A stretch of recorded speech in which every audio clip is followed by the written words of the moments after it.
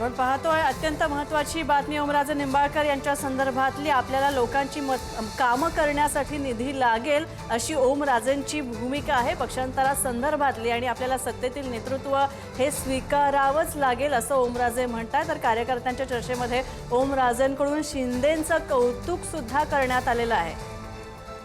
तर ओमराजे या सगळ्या विधानावरून एकच तर्क लावता येईल की ओमराजे यांनी शिंदेंची बाजू घेतलेली आहे आणि ते शिंदेंच्या शिवसेनेमध्ये जाणार आहेत।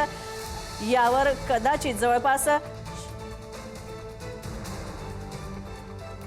तर आपण पाहतोय की त्यांच्या या विधानावरून हेच प्रतीत होतं की ओमराजे निंबाळकर हे शिंदेंच्या शिवसेनेत जाणार आहेत अशी सूत्रांची माहिती मिळते। तर या घडीची सगळ्यात मोठी बातमी आपल्याला लोकांची कामं करायची आहेत आणि त्यासाठी आपल्याला निधीची गरज आहे आणि त्यामुळे आपण शिंदेंच्या शिवसेनेत जाणार आहोत अशी भूमिका त्यांच्या या सगळ्या वाक्यांमधून त्यांच्या संवादामधून काही संकेत त्यांनी दिलेले आहेत। आणि शिंदेंच्या शिवसेनेमध्ये सामान्य माणसाला न्याय देण्यासाठी आज ओमदादा तुमच्या माझ्याबरोबर हितवूच करून जे काही निर्णय घेतील तो निर्णय आम्हा सर्वांना निश्चितपणे मान्य आहे। मी दादांना आवाहन करणार आहे, आपण सामान्य माणसासाठी लढणारे तुमचं नेतृत्व आहे, सामान्य कार्यकर्त्यांना बळ देणारं नेतृत्व आहे। त्यामुळं तुम्ही म्हणजेच आमचा पक्ष ही भूमिका ठेवून आम्ही सर्वजण या ठिकाणी आलेलो आहेत आणि निश्चितपणे येणाऱ्या काळामध्ये एखादा निर्णय घेत असताना 10-20% लोकांना निर्णय आवडणार नाही, पण ज्या सामान्य लोकांमध्ये माझ्यासारखा कार्यकर्ता जाऊन सांगेन की दादांनी हा निर्णय का घेतला,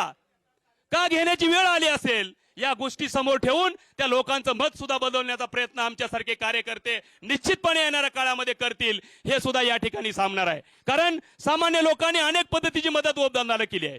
एक सच्चा कार्यकर्ता, निष्ठावंत कार्यकर्ता म्हणून या ठिकाणी दादांची ओळख आहे।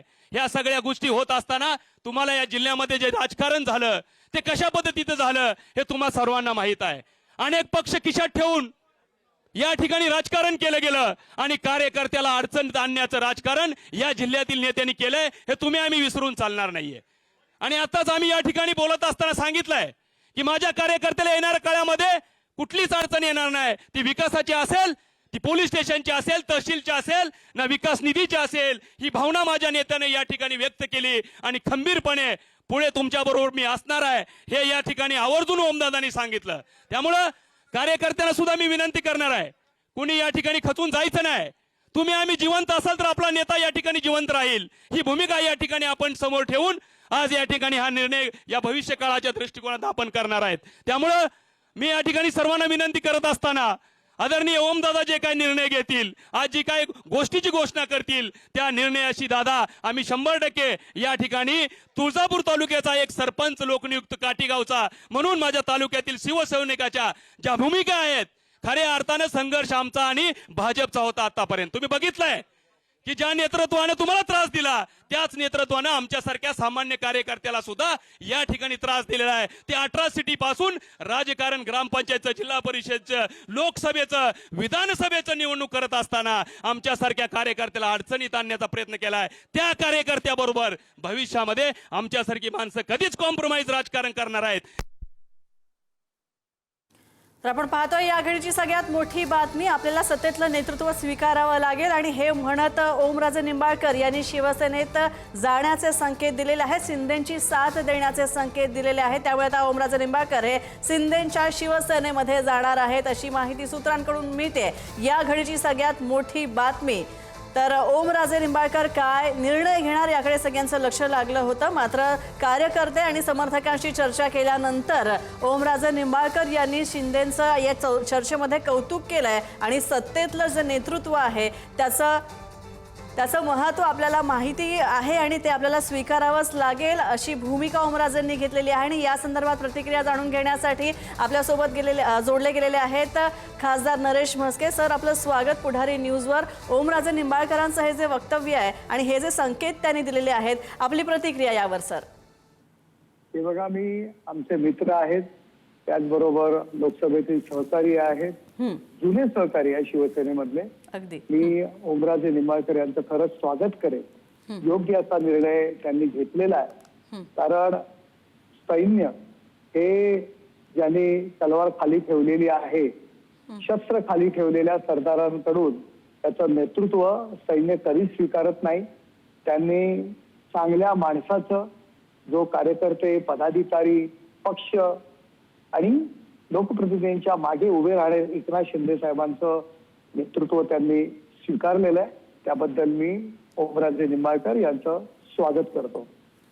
नक्कीच. पण नरेश सर, एक महत्त्वाची बाब अशी की ओम राजे जे आहेत ते खरं तर त्यांच्या वडिलांचं जे हत्या प्रकरण आहे आणि त्याचा निकाल जेव्हापासून लागला त्यानंतर काहीसे नाराज होते.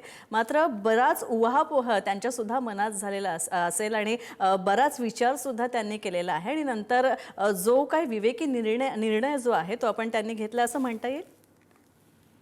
ते बघा, त्या निकालाचा आणि शिवसेनेत जी खरी शिवसेना आहे, बाळासाहेबांच्या विचारांची शिवसेना आहे, एकनाथ शिंदे साहेबांच्या नेतृत्वाखालची शिवसेना आहे, त्यांना पाठिंबा देणं आणि तो निकाल असं पाहिलं तर ती त्याच्याशी काही ते लिंक लावणं योग्य नाही.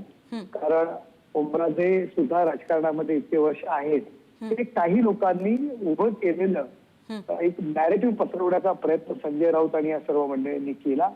परंतु ओमराजे एक परिपक्व राजकारणी आहेत. गेले कित्येक वर्ष ते लोकांमधून निवडून येत आहेत, आमदार होते, आता 2-3 वेळा खासदार आहेत. त्यामुळे त्यांना माहित आहे की कोर्टाने जो निर्णय दिलेला आहे त्या निर्णयाच्या विरुद्ध पुढे हायकोर्टात ते जातील, ती भूमिका घेतील. परंतु त्यामध्ये कुठल्या पक्षासोबत राहणं आणि त्या निर्णयाची लिंक करणं योग्य नाही हे त्यांना माहित आहे. केवळ संजय राऊत एक नेरेटिव्ह पसरवण्याचा प्रयत्न करत होते आणि ओमराजेंनी जो काही निर्णय घेतलेला आहे याच्यामागचं कारण आहे.